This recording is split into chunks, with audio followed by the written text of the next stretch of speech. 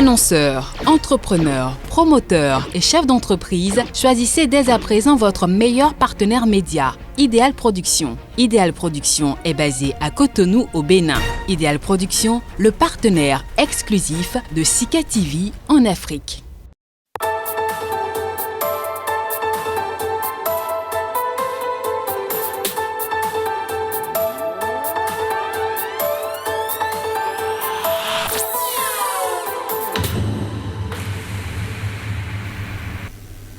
Mesdames, Messieurs, bonjour. Tout un plaisir de vous retrouver sur l'entretien du jour. Une émission qui s'intéresse dans ce numéro à la transition au Mali. Depuis que Ibrahim Boubacar Keïta est chassé du pouvoir, les autorités de la transition mises en place conduisent les affaires du pays avec la promesse de rendre le pouvoir aux civils élus au bout de 18 mois. Sans être pessimiste, des signes perceptibles de loin amènent à s'interroger déjà sur les chances de réussite de cette transition. L'un de ces signes, la démission du gouvernement. La démission du gouvernement, la grogne du mouvement du 5 juin, dont on ne peut ignorer le rôle dans le départ du pouvoir de IBK. Plus actuel encore, une grève de la principale organisation syndicale du pays.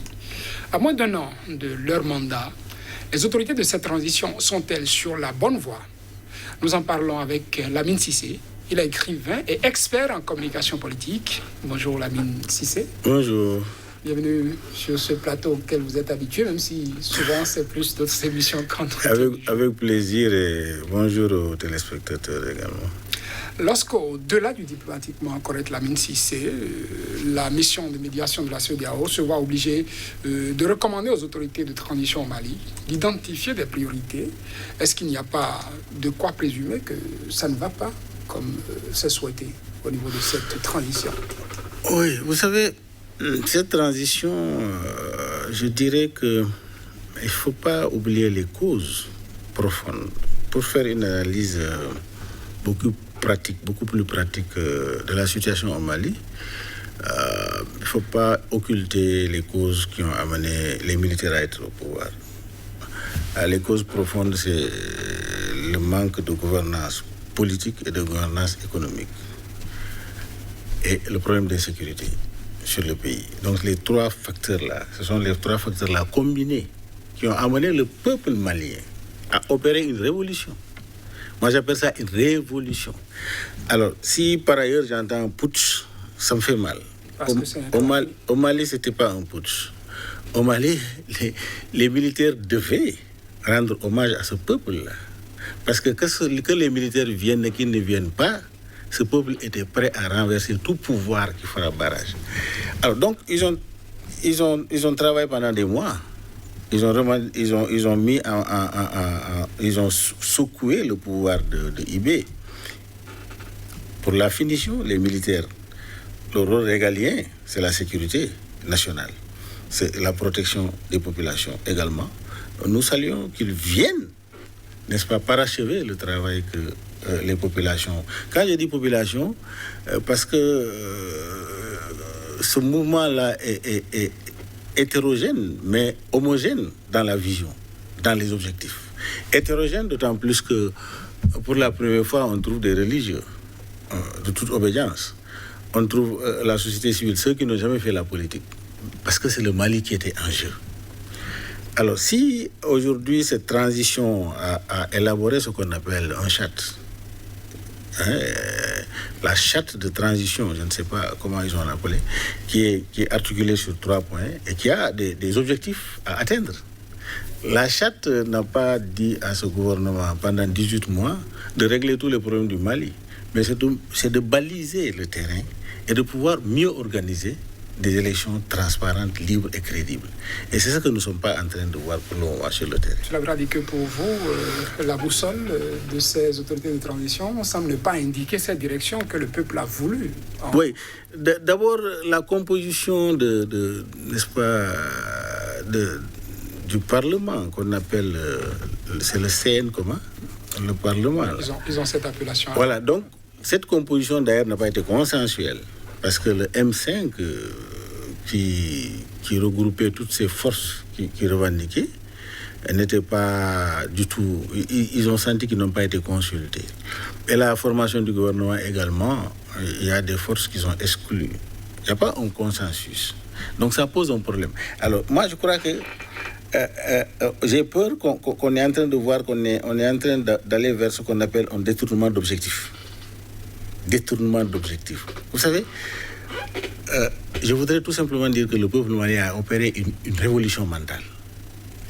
Une révolution mentale des conditions de leur vie, une révolution mentale pour aller vers la libération totale du Mali, une révolution mentale pour ne pas aller à la partition du Mali, une révolution mentale pour que la gouvernance politique soit une gouvernance du peuple malien, une révolution mentale pour que la gouvernance économique soit profitable aux Maliens. C'est ça, effectivement, ce sont les objectifs clés qui ont fait que les Maliens sont allés dans la rue au prix de leur vie. Est-ce que vous ne pensez pas, Lamine Cissé, que ce peuple aussi n'en demande pas trop à ce gouvernement, à ces autorités de transition, quand on sait qu'il y a quelques mois pour faire la transition, mais il y a maintenant des pouvoirs, des civils élus qui viendraient prendre le pouvoir pour conduire à bout, en quelque sorte, ces objectifs du peuple malien?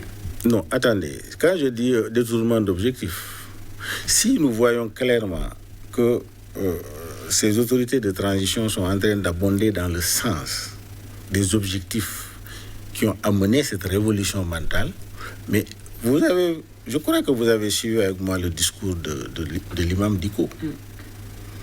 Quand il a été décoré au cours du discours, il dit qu'il n'est pas fier du tout.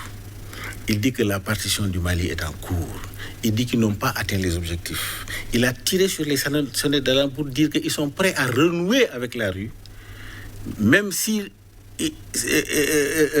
cette marche va être sur son cadavre. Mais il était dans de l'amertume.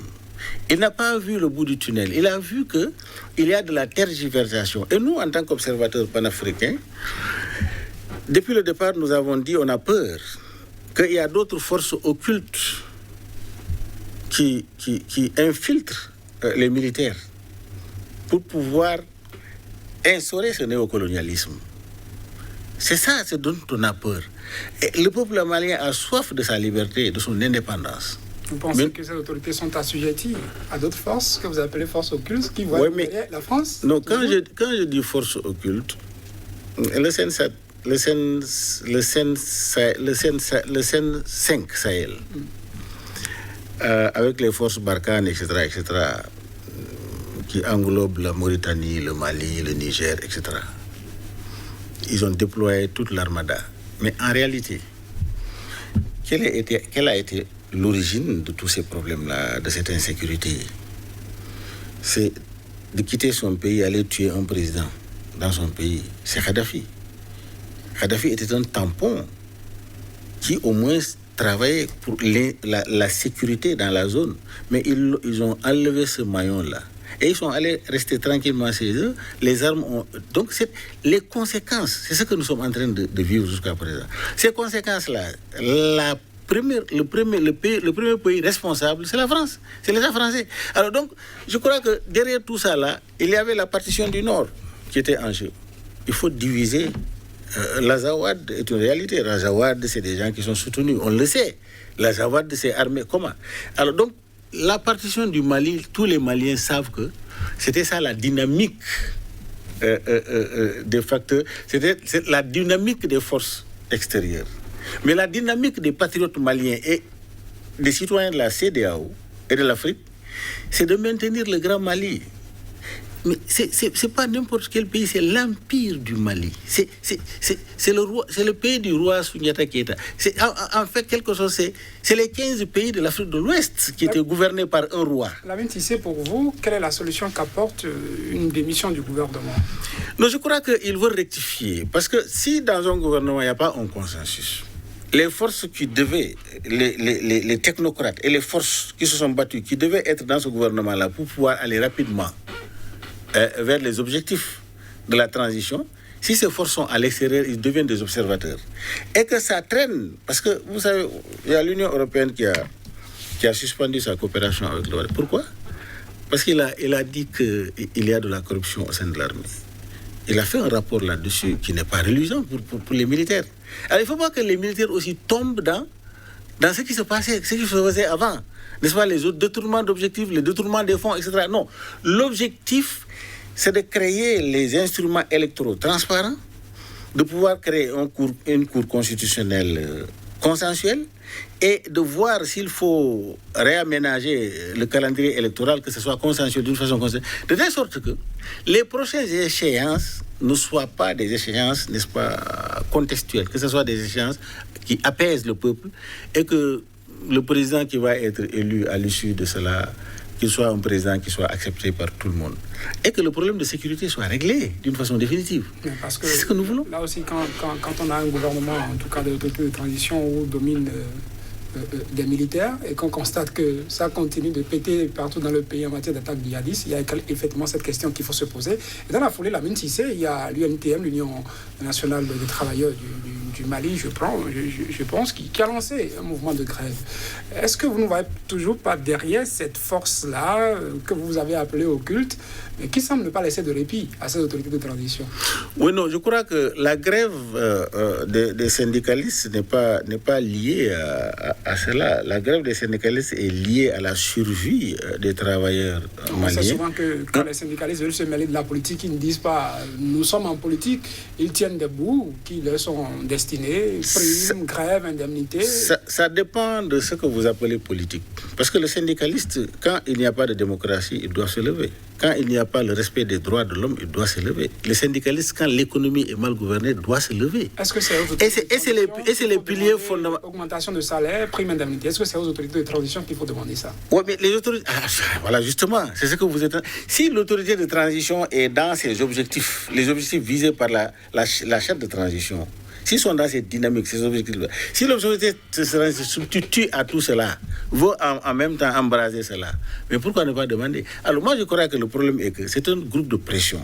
Ils veulent faire la pression sur l'autorité pour l'amener à aller vers les objectifs visés. Parce qu'on dit syndicat politique. La politique c'est quoi?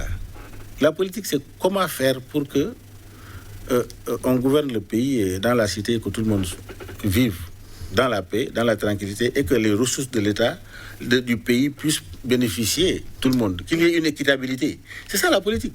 Les syndicats revendiquent, ce qu'ils revendiquent, c'est une revendication qui est transversale à l'action politique. Nous sommes à la fin de cet entretien. Lamine Cissé, dites-nous, est-ce que vous voyez que les objectifs qui sont devant sont atteignables? Je vais dire 31 octobre, référence constitutionnelle. Je crois qu'il faut que la CEDEAO et les organisations internationales essayent d'aider à aller plus vite et de l'avant. Mais d'abord, le consensus doit prévaloir à l'intérieur entre Maliens. Entre Maliens, il n'y a pas ce consensus autour de la junte. Il faut qu'il y ait un jeu ouvert, franc. Il faut une inclusion dans la gouvernance pour que les choses aillent vite. Sinon, j'ai une inquiétude. Merci à vous, Lamine Cissé. Je rappelle, vous êtes écrivain, expert en communication politique. Avec vous, on jetait un coup d'œil sur la situation au Mali, avec les objectifs que les autorités de transition ont à atteindre. Est-ce qu'ils rencontrent déjà comme obstacle que nous avons appelé peut-être déboire? On croise les doigts pour le peuple malien. On espère qu'à l'issue, le Mali retrouvera ce grand Mali dont vous avez parlé, son intégrité, sa cohésion. Mesdames, Messieurs, c'est déjà tout pour cet entretien du jour. Merci de nous avoir suivis.